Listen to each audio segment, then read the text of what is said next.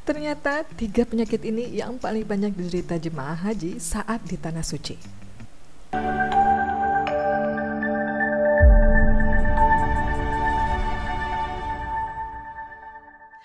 Infeksi saluran pernapasan atas atau ISPA merupakan salah satu penyakit yang paling umum diderita oleh jemaah haji setelah armusna.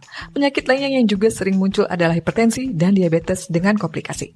Hingga hari ini jumlah jemaah haji yang sudah mendapatkan pelayanan kesehatan di kloter itu sebanyak 72.100 orang.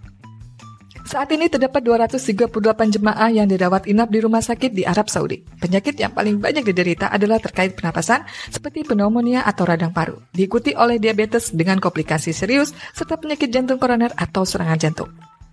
Oleh karena itu diingatkan kembali kepada jemaah untuk disiplin dalam menggunakan masker guna mencegah penularan penyakit, terutama saat beraktivitas di luar ruangan atau ketika mengalami gejala batuk dan pilek.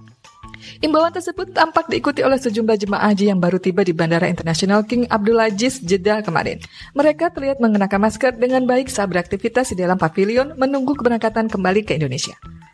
Pada hari ke-44 pelaksanaan ibadah haji di Tanah Suci, jumlah jemaah yang meninggal dunia mencapai 275 orang. Angka ini lebih rendah dibandingkan dengan tahun lalu yang mencatat 298 orang. Penyebab utama kematian tersebut adalah penyakit jantung dan sepsis yang merupakan kegagalan organ akibat infeksi berat. Beberapa tips telah dibagikan untuk menjaga kesehatan jemaah haji. Pertama, penting untuk beristirahat dengan cukup dan tidak melaksanakan diri dalam aktivitas ibadah yang dapat menguras tenaga, seperti melakukan umroh sunnah berulang kali atau mengejar kesempurnaan arba'in di Madinah. Kedua, disarankan untuk menghindari kegiatan di luar hotel pada waktu terik, yaitu antara pukul 10 pagi hingga pukul 4 sore. Apabila harus beraktivitas di luar ruangan, diimbau agar jemaah haji menggunakan payung, semprotan wajah, dan selalu membawa air minum.